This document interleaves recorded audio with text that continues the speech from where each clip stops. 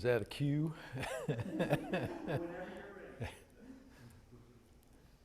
Can we switch to gallery view just so I can see everyone up there? Thank you.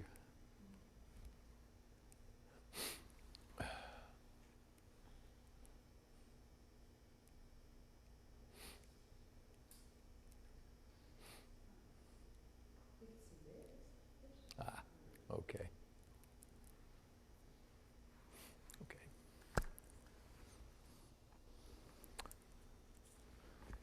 Hello. Thank you. It's lovely to be here.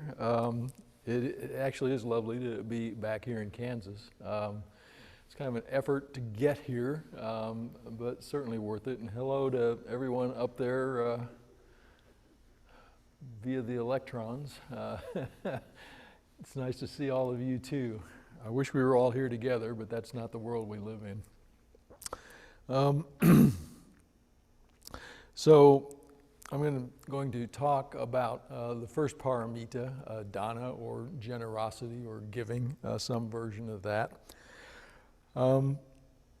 It's no surprise, I mean, it makes a lot of sense to me that dana, or giving, or generosity is the first paramita, the first perfection, because in a sense that sort of softens everything else up, that allows the other paramitas to come into play, it seems to me.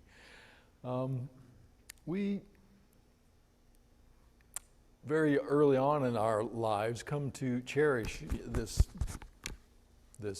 body, this mind, this being that we have created, this artifact, if you will, that we have created, that we sort of use to get through the world, and we really love it.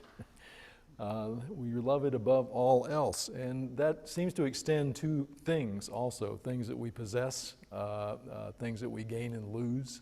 We take these things very personally, and they're somehow incorporated into this being that we manifest in this world. And sharing them oftentimes is quite difficult for us, but almost all spiritual traditions have an idea embedded in them that the quickest, the most efficacious, the most efficient method for tearing down this wall that seems to exist between us and everything else in this world is Zen Master Sung San's version of the teaching, not for me. This is not for me. This is for all beings, which inherently just, it implies that we're giving.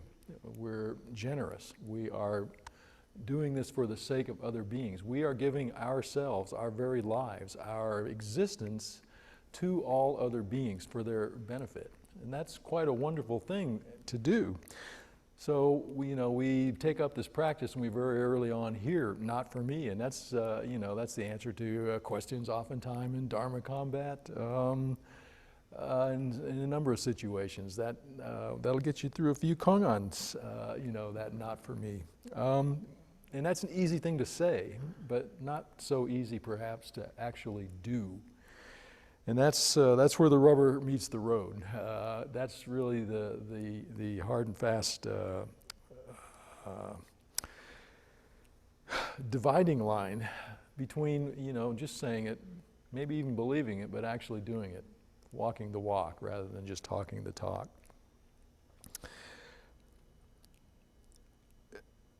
A few years ago, I'm not sure how many years ago, Pope Francis gave some teaching about giving, and about people who were begging on the streets. And it was quite wonderful. He said, it is our duty, speaking to his congregation, that as Christians, it is our duty to give when we're asked.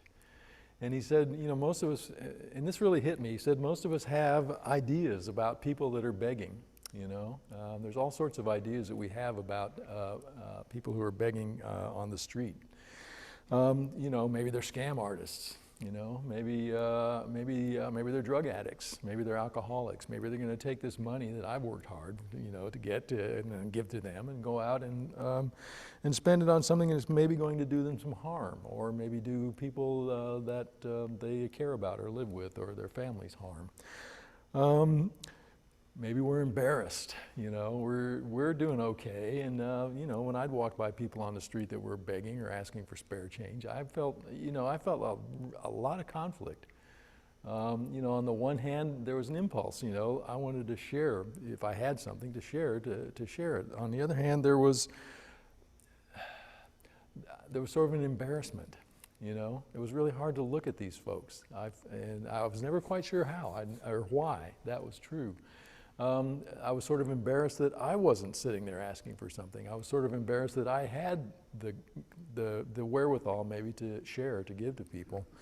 And oftentimes I didn't do it, and I couldn't quite understand why not.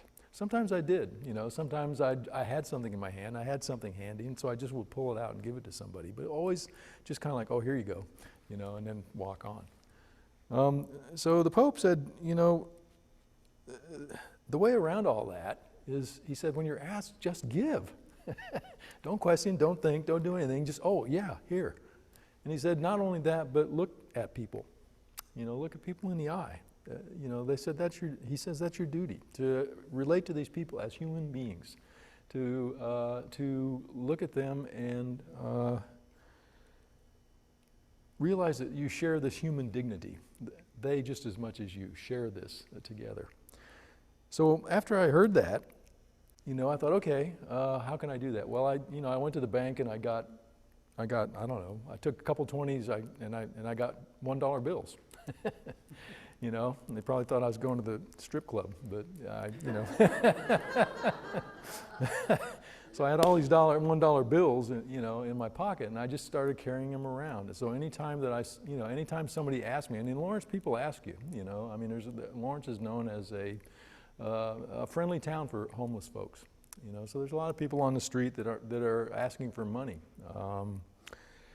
And so I just started having it available, and when I saw people, when I came upon them, I could see them at a distance, instead of sort of walking past and pretending I didn't see them, or just, like pretending I didn't hear anything, or talking to somebody I was with, I would just pull out a couple dollars and just give it to them and say, hey, here, good luck, or whatever it was, and just, look at them and talk a little bit.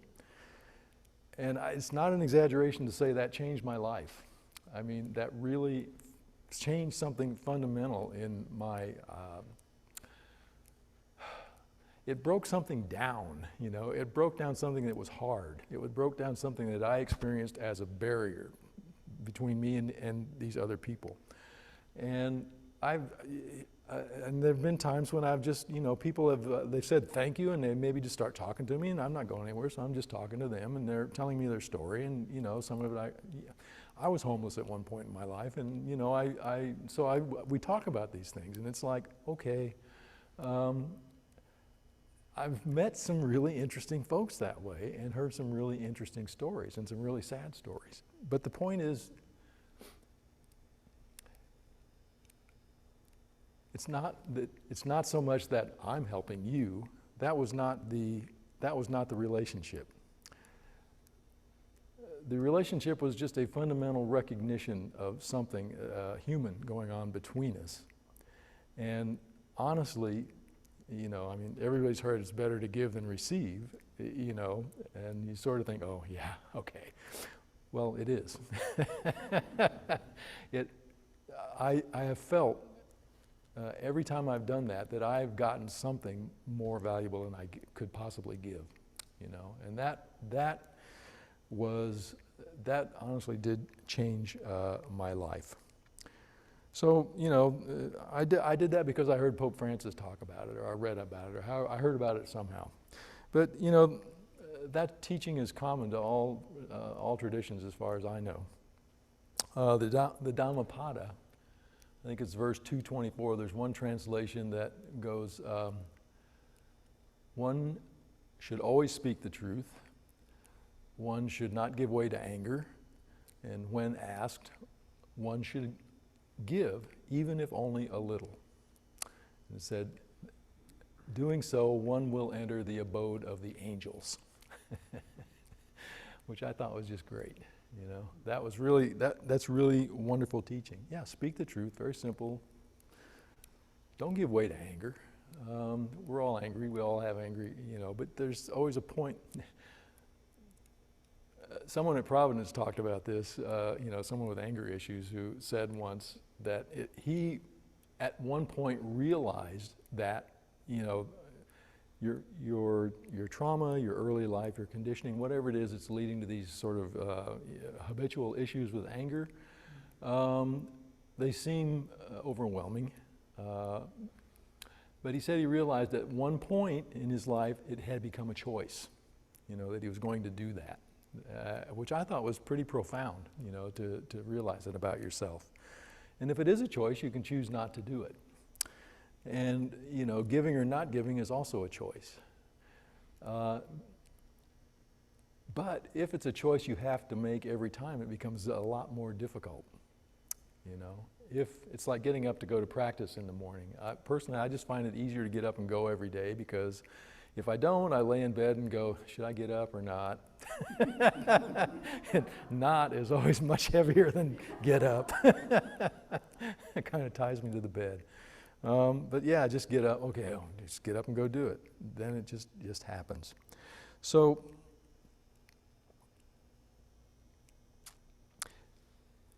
giving helps the recipient, of course. That's true. But it also, more importantly, allows us to become the people that we say we want to be. It allows us to actually actualize that, to actually put that into practice for the benefit of other beings, but for our own benefit also. I mean, it's hard to describe, but it's just sort of this process of kind of softening up, of sort of releasing what to me is a very judgmental mindset, always making a decision about whether someone deserves something or not, or whether I'm being taken advantage of or not, so on and so, I don't know. There's a lot of ways that it works out. But by just doing it, without even having to think about it, someone asks, just give, okay, no problem. It short circuits that whole process. And in that process, there's some surprising things happen. We become gradually, much like other practices, we become the people we say we want to be. It begins to soften up this. Am I messing with the microphone doing this? I forget about the tech sometimes. We become generous. We become someone who cares about others. We become someone who interacts with our fellow beings on a very open level. The results of this just far outweigh the $2 or $5 or whatever it is that I'm handing someone. That's the remarkable thing. So I talked a lot about money, in this sense, about giving people money, but generosity is certainly not limited to money. I mean, you're being very generous with your attention here tonight. Everyone is, just listening to me up here talking about this. There's all sorts of ways that we are generous beings with one another. Many years ago, there was maybe it still exists, there's a magazine called The Sun. Is that a little literary magazine in Chapel Hill, North Carolina, I think, someplace? Yeah. Wonderful little magazine. I haven't seen it for a long time, but I read an article in there once called "The Gift Must Always Move." And it was about potlatch ceremonies in the Pacific Northwest indigenous peoples. They would have valuable things, and they would give them as gifts. And the recipient, would keep it for a while, but then the idea was you didn't keep it, you passed it on. The gift always moved. And this really, this was really, well, there's lots of ideas about how, how it works and what the function was, but it's certainly in, social cohesion and, breaking down those barriers of suspicion and avarice and acquisitiveness that seem to be innate in human beings. Just passing it on. We've been given an incredible gift. The fact that we're sitting here, wearing these robes, sitting here doing this meditation practice and chanting these chants and having a talk like this is an incredible gift that we have all been given. either by Zen Master Seung San or by someone else that learned from him or took his teaching and passed it on to all of us. You know, that didn't stop with Zen Master Seung San. It didn't stop with people that he made teachers, and it's going to not stop with any of us. It's going to be passed on from us.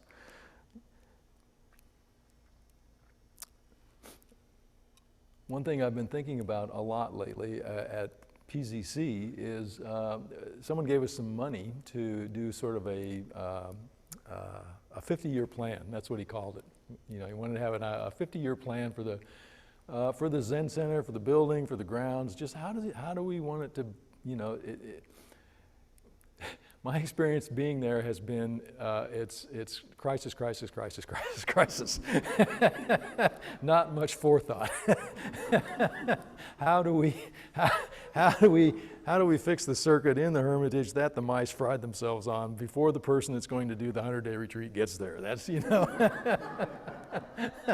that's the sort of, you know, nitty-gritty level that things seem to happen there. But this is a really good idea. How do we want this place to be?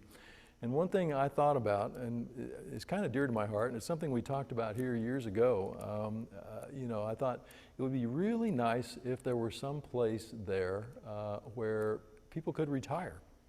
You know, maybe have, there's 50 acres of land there, and most of it's completely undeveloped, you know, just overgrown. There's a lot of invasive species there, and I thought it would be just wonderful if there was a spot out there, you know, like with maybe a central building, you know, something that could have care facilities, you know, for people that needed them, but also maybe some small dwellings, you know, in the woods around about, where people could retire.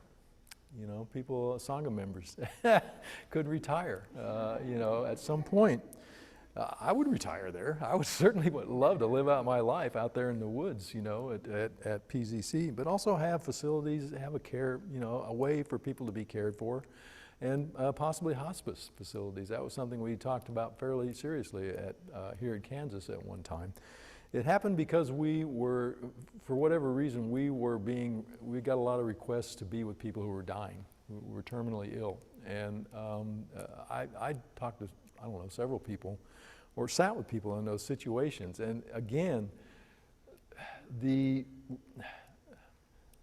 what I got from that, to me, it just so far outweighed anything that I thought I could give to anybody in that situation.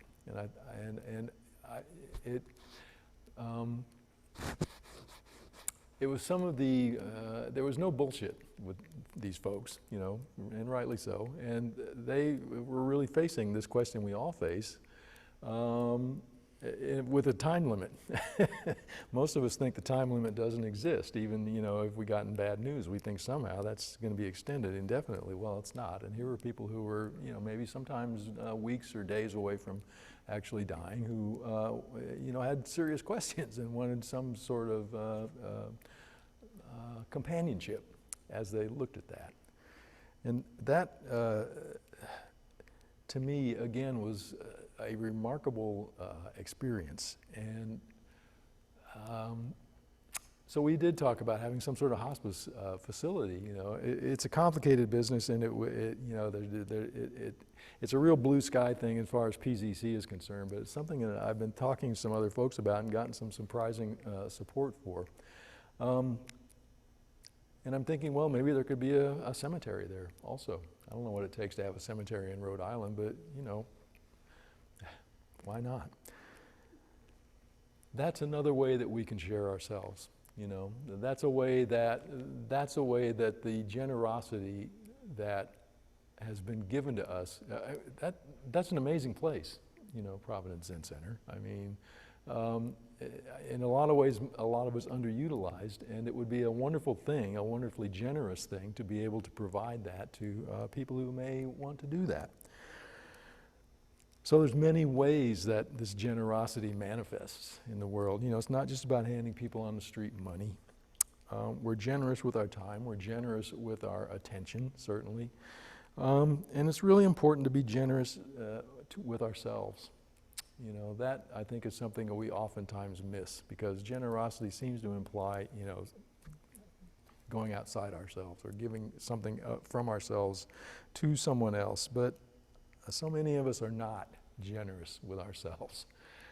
We are often quite harsh with ourselves, and I think that's an impediment to any of these other paramitas developing or becoming perfected.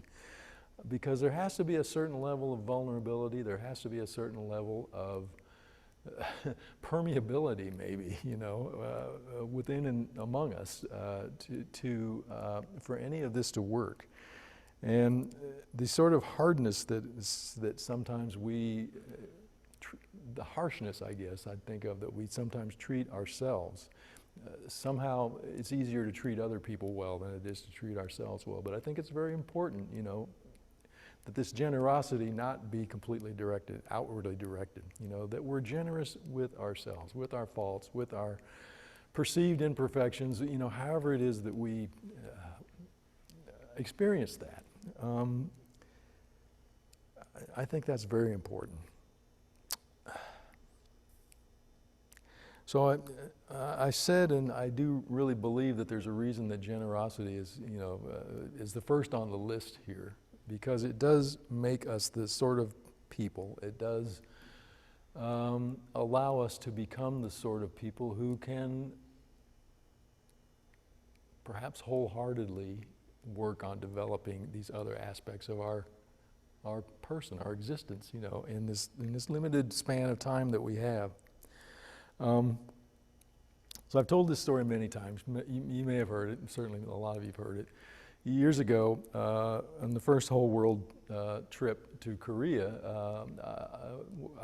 we were at Hwagesa Temple on, the idea was we went to a big sort of, well, it turned out to be young Western Buddhists in Korea to effect, in support of the reunification of the Korean Peninsula.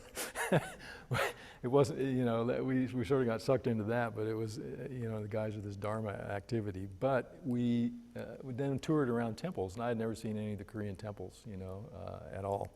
And there was one day I was at Hwagesa, and the idea was we were on these two buses, we were driving around, we'd get off a bus and we'd look at the famous Buddha, and we'd eat lunch, and then we'd get back on the bus and go to another temple and look at the famous sutra, and get back, eat dinner, and maybe sleep there, and get on the bus and practice the next day and get on the bus and go, and this went on for a couple of weeks, and I was getting really tired of the bus, and so I was standing there looking at people getting onto the bus early in the morning, very early in the morning, and I was just kind of putting it off till the last minute, just kind of going, the bus, I don't want to get on the bus. I want an Oreo. I'm tired of Korean food, I want an Oreo, something like that. But I hear behind me, psh, psh, psh, something like that, and I turn around and look, and there's a monk that I had never seen, I hadn't ever met him, but he's sitting back there in a chair out in front of his door.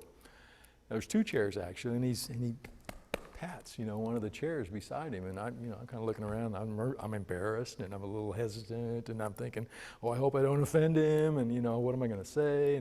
But he's kind of doing this, so I kind of walk over, and and so I bow, and he bows, and he says no English, and they had given us a Korean little phrase thing, and so I managed to croak out, I don't speak Korean, so we both laughed because we couldn't talk to each other, and so he patted this, and so I sat down, and he reached in his pocket and he pulled out an orange, and he peeled it and he broke it in half, and he handed me half, and then we started eating the orange, and it took about 3 minutes, and then I had to go get on the bus, so I just stood up and we bowed to each other again, smiled, waved goodbye, and I went and got on the bus.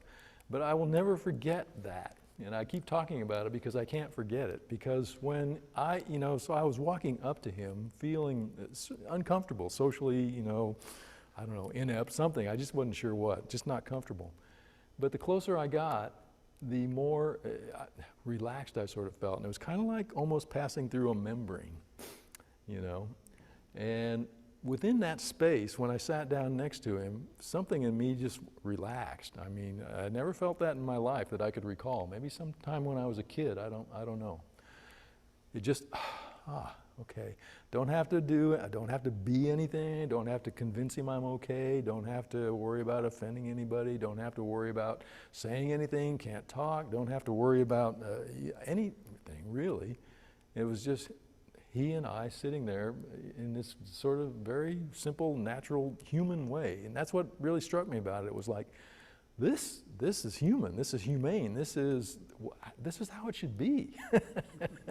And it hardly ever is. And he just gave me half an orange, and I ate it, and I have never seen him since.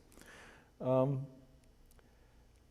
I remember walking away from that encounter being overwhelmed by what seemed like his generosity. And his generosity was manifest in this, and I really thought this generosity, this space that somehow was palpable. I could feel it when I got close to it. It was like a force field or something.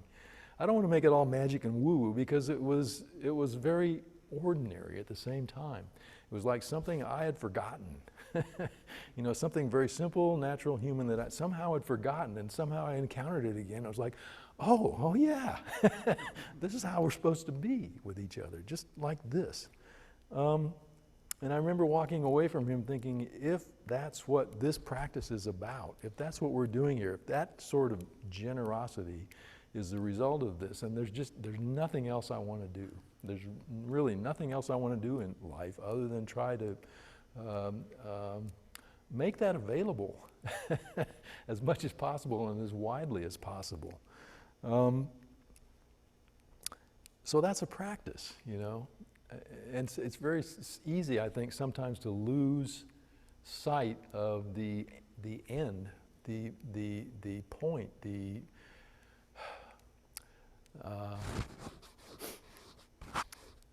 why that we're doing this. We say not for me, but to actually encounter that will just knock you over. That is quite remarkable, quite revolutionary, and quite radical, and quite rare, even though it shouldn't be in this world. I remember years ago reading, I think maybe it was Jack Kornfield or someone, who was practicing in Thailand as a monk, or maybe Burma, I don't know where actually, but anyway, he was having trouble with metta, with loving kindness, with this kind of practice. And so his teacher said, okay, see the gardener over there? Just this guy who came in every day and tended the garden. And he said, yeah, I see him. He says, well, every day I want you to think about him for a little bit. When you see him, just think about him and just think about, how's he doing? Is he okay? Is he all right? Just take a look at him, see how you think he's doing. And just keep doing that. And so he said, yeah, okay, first it felt a little artificial and a little forced, but, after not too long doing this, he found himself in love with this person. He really cared about this person. He had never talked to this person. He didn't know the slightest thing about him, but it was that simple practice of directing his attention toward him in a caring way that just created this effect that was all out of proportion to what seemed like the effort involved, in doing it.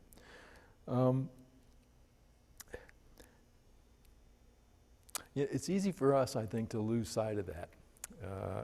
And I don't know why. Maybe because practice seems demanding. Maybe because we think it is something maybe extraordinary that may be beyond us. We may have that doubt. We harbor that doubt that this is not anything I'm ever going to be able to do. It just sounds like maybe 500 years ago in China, maybe people were better able or adept. But now we're so, whatever, I think that really is just sort of a lack of belief in ourselves. And maybe that speaks to this lack of generosity, toward ourselves that we might be carrying around.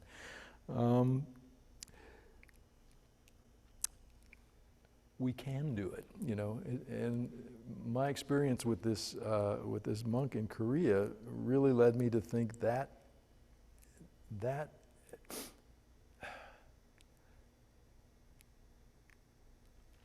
that's not anything we're really creating. That's something we're regaining, I think, in some sense. And we don't regain it from outside ourselves. We find that within ourselves. But if we're sort of hard, certainly this right here is hard. This is always hard. Just forget about this. Don't worry about that. But down here, maybe here. If that's hard, then this is very difficult. It seems very difficult for us to do this. But personally for me, just focusing in a very simple way on what I think of as a generous thing to do, without having any thought about it or any theory or any idea or anything beyond just simply keeping the dollars in my pocket and handing them out, again, had an effect all out of proportion to the cause.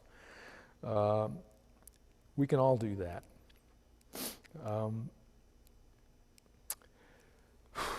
I could probably go on and repeat myself for quite a while, one way or another. But I'd kind of like to make it a discussion rather than just me talking about generosity. I don't know if people have questions or if you have experiences you might like to share, or however that might work out. Vera? I have a question. I frequently don't know when my generosity is not helping somebody. I had a woman come to my house weekly for about 3 months, and she was able-bodied, and she needed money for a bus fare, or she needed money for different things, and then she'd get confused and, have to change her story, but she always had a story. I gave her money for about 3 months, and I sent her to reconciliation services, which was about 3 or 4 blocks from my house. And she came back and asked for money. I said, well, did you get a job? Yes, they got me a job. And then she's back in 2 weeks. Well, no, I couldn't take that job. I couldn't get on the bus. It was too far away.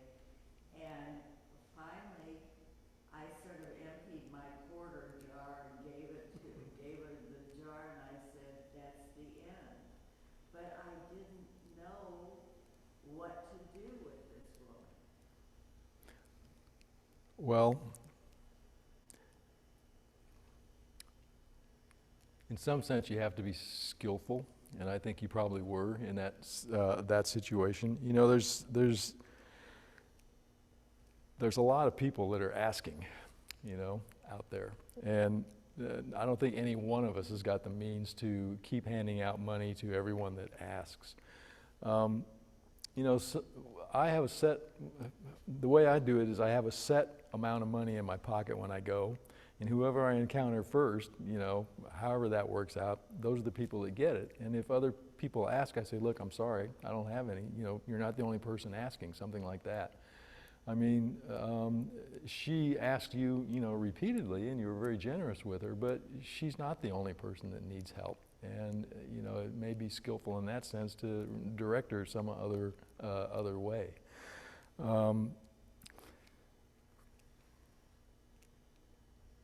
We individually cannot solve that problem. You can't give money to everyone that needs it. There's just too many places and too many situations where the need is just far too great for any one person to do that. Having said that, though, the fact that you can give something to somebody is very important. And if you don't have it to give, that's legitimate.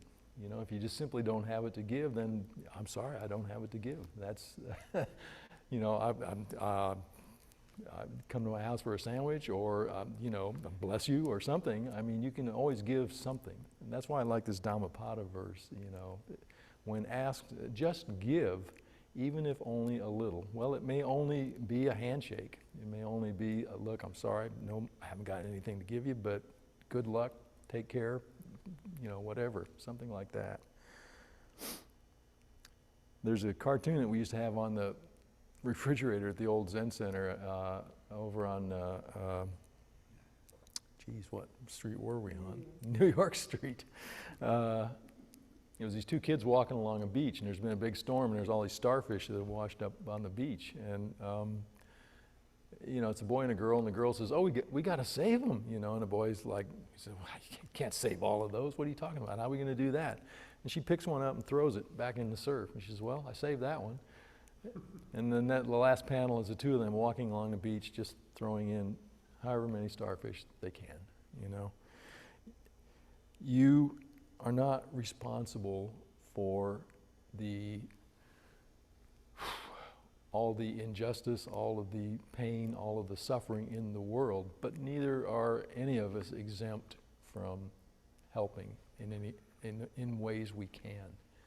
You know, you don't have to complete this work, you can't, but you can do what you can. So, you know, that's gonna require some skill on our part, and I think you demonstrated that, you know, in the way that you dealt with this woman. I don't know what your resources are, but it sounded like you gave her quite a bit, and when that's not possible anymore, it's very clear to tell someone that. Or that, yeah, I'm sorry, but there's a lot of people that are asking, I can't help you this time. And that's just the truth. That's just the truth. It's not a sort of get out of jail free card. It's just the truth. Yeah, that's all I got today.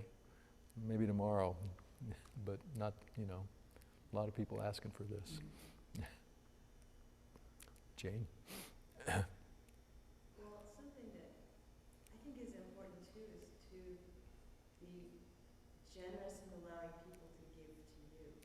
Yeah. Because I know I had a friend who was really needing a lot of, not care, but caring for, just in a sad place. And for me to be able to, for her to allow me to help her was such a gift to me.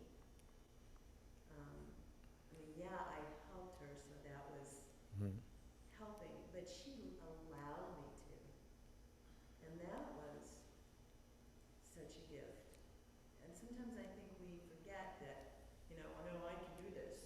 You don't have to help me, I can do this myself. Well, then you're not giving that person the gift of, I mean, if we're helping others, we have to have people who will take that up.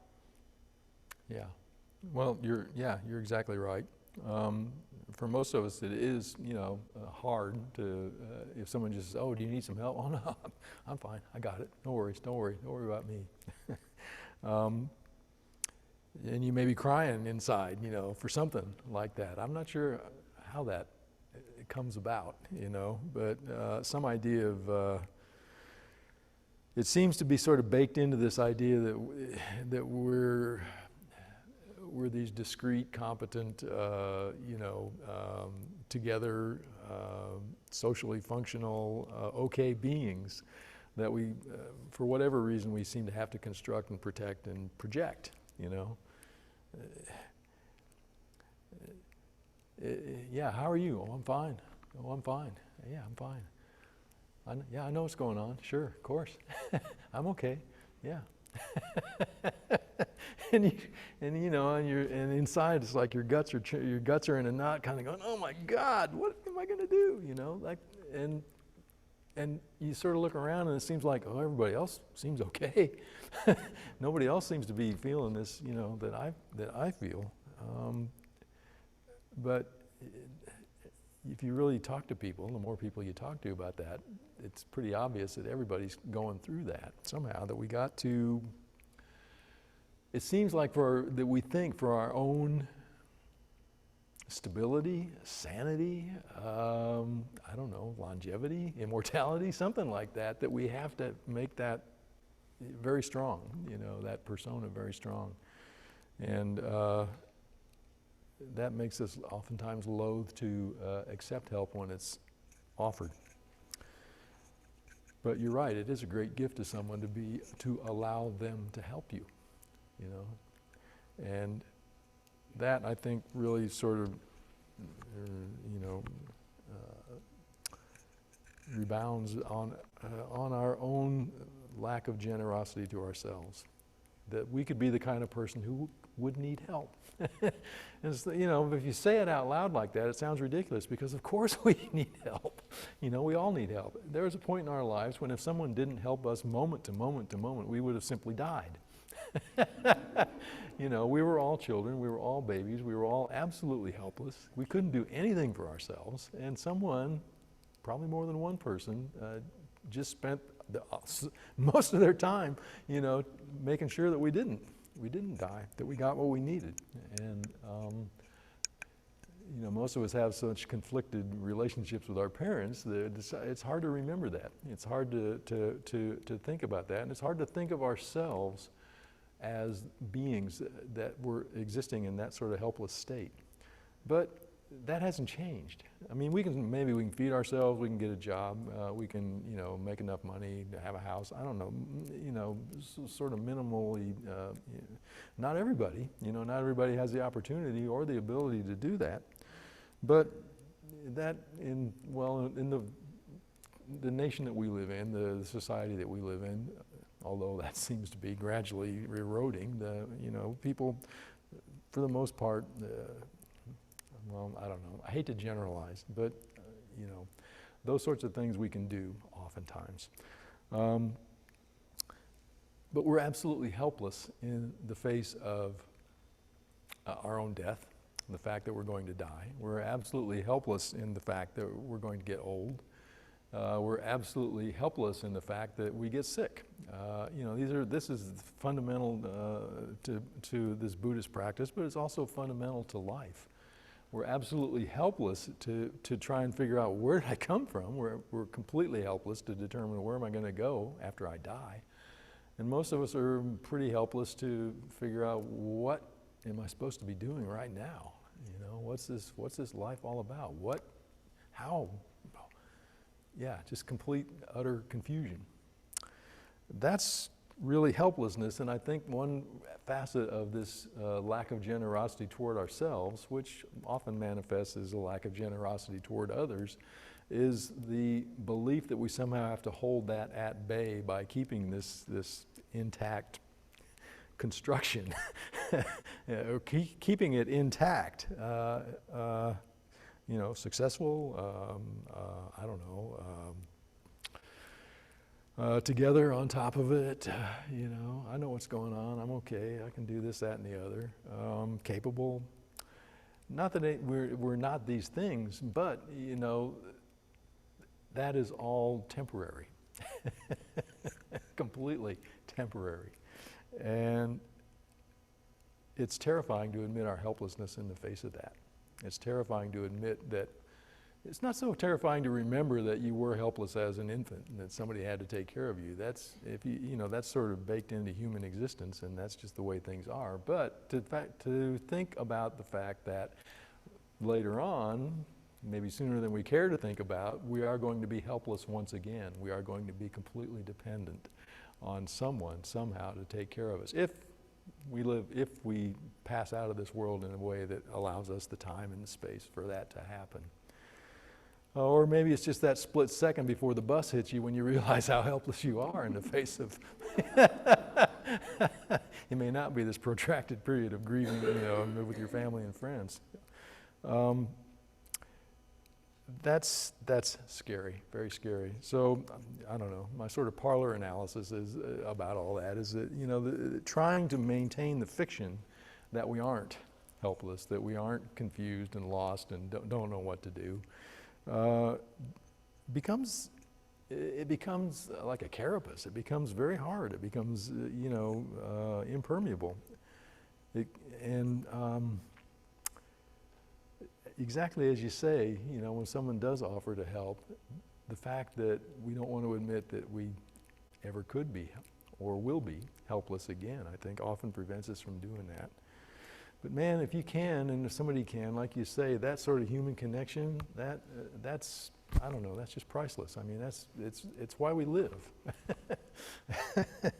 It's not for me. I mean, that's, so allowing someone to help you is not for me. It's not because I'm going to be getting this, this stuff from you that I need. It's just a recognition that, I am helpless and I do need it. And thank you. The not for me is for you also. So thank you for bringing that up. I mean, that's an aspect of things that I think oftentimes we just don't want to admit, that we need that. Judy? So another flip side, Another flip side is when the impulse to help causes more problems. And I'm wondering if you could talk about the relationship with Don't Know and Donna. Well, and dying, did you say? Donna. Oh, Donna. Well, if we have an idea, I'm going to help you, then we're off the wrong foot, you know, because that's not what the situation is. First you're making I, and then you're making you, and then you're making some sort of artificial exchange there. So it's kind of what I was talking about, and it's a difficult thing to talk about because it's ineffable. But it's also palpable. I mean, it's also something you feel when it occurs. But having that idea, and that's what I loved about this when Pope Francis said that, you know, was that there was no idea. He said, get rid of that idea, just do it, you know, which is our teaching also. Correct situation, correct relationship, correct function. And the only place that arises really is in what Zen Master Sung San called Don't Know, before thinking mind. And that, again, sort of loops around to just do it. And that it seems to have functioned naturally in this scenario that I've been, you know, participating in, of just handing people money. And sometimes people just say thank you. Sometimes they don't say anything. Sometimes they say, you got any more? Sometimes, you know, they say all kinds of things. But there's often surprising little interactions that go on. You know, sometimes it's just catching somebody's eye. You know, just bang, oh, there you are, that sort of thing. And sometimes, I don't know, 10, 20 minutes of conversation about their lives or life. You know, what they've been, how they got to this state, and so on and so forth. But personally, what I found, you know, before all this was if I thought, I have to give this person money, then that was just like, here's the money, you know, like, you know, just take the money and leave me alone, basically, something like that. And that whole process was so short-circuited because I had that idea, I should do this, I should do this, I should do this. So yeah, Don't Know enters into it very naturally, you know, if you just make it a practice to do it without thinking about it, you know, without worrying about what this person's going to do with it. You have no control. Even if they say, well, I'm going to feed my kids and then they're going to run off to the liquor store, who knows? You know, you don't know. But the trigger,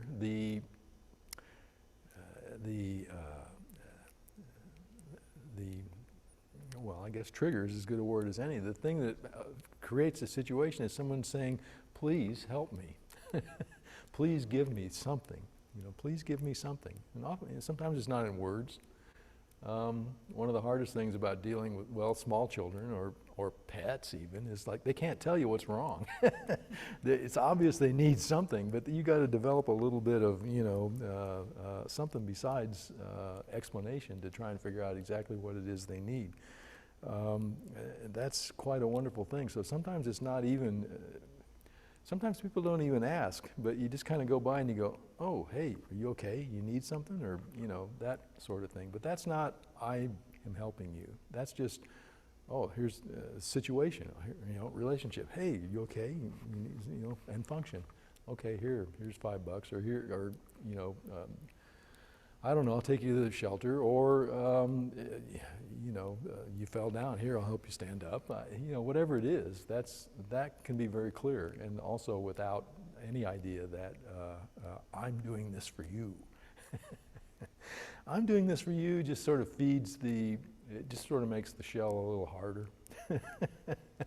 I am a person who does this for other people, you know, and that defeats, that's not the point. That's just another iteration of what we do most of the time anyway, to sort of reinforce the idea that I'm okay, I'm a good person, I'm doing all right in the world, I'm whatever it is, without really any examination. And without any examination of ourselves, not so much other people or their situations, but just ourselves and why we act or react the way we do, then again, it's just another iteration of my thought, like you deserve this, you don't deserve it, so on and so forth. You know, if suddenly for some reason a starving baby was right here in front of us, you know, none of us are going to ask, does this kid deserve to eat? You know, it's just not going to happen. I mean, we're going to run out over there, wherever the food is, and, you know, get something and bring it back and try and help, you know, this helpless being. That's very simple, that's very natural, and that's very human, and that, I believe, is something that we all can manifest and do manifest often, maybe without even thinking about it or realizing the significance. Because it seems sort of simple and ordinary, and it is simple and ordinary. It's very simple, ordinary, human, and intimate, you know, all at the same time. It's not this spectacular cosmic, you know, Dana. It's just what we do. But it takes some practice, it takes some directed attention. And it takes some directed attention to ourselves and to situations that we're facing. Not judgment, you know, not really thinking about it, but just attention, simply paying attention to it. For that to you know, like Kornfeld described in this situation, just paying attention to that person every day coming in. Didn't ask him questions, didn't try to figure out his life, didn't try to analyze anything, just, oh, how's he doing? Is he doing all right? Just attention. And then, very naturally, this dana, I guess, generosity, just flourishes, just flowers.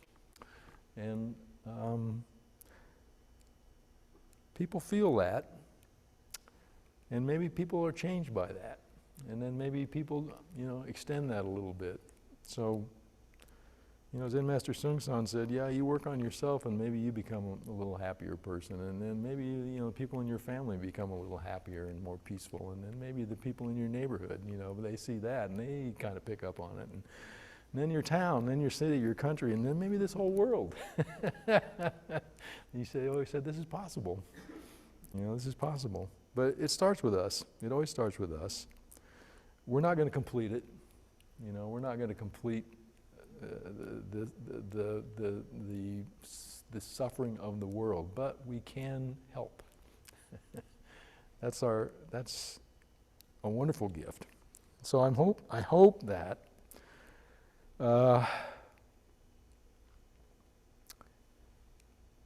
we can look at practice in that sort of generous sense. You know, it's easy for us to be judgmental about ourselves, about how lacking we are in terms of, I don't know, whatever we think of, attainment or realization or don't know or enlightenment. It all seems very elusive and very distant, but it's not. It's really not. And it's very simple, and sometimes these very simple acts can bring that home to us in a way that all our thinking and all our analysis, you know, all our sort of teeth gnashing on the cushion as we sit here and, oh, why can't I get it? You know, doesn't. So thank you for your generous attention. And thank you everybody for organizing this, for inviting me, for this place, for making it available. I mean, this was a terrific amount of work, you know, to pull this off. So I'm very grateful for that, and very grateful to be able to be here with you all again, just see everybody and just sit together, you know. That's quite wonderful and remarkable, so thank you for that generosity. Thank you for your generous talk. My pleasure. Can we stop recording?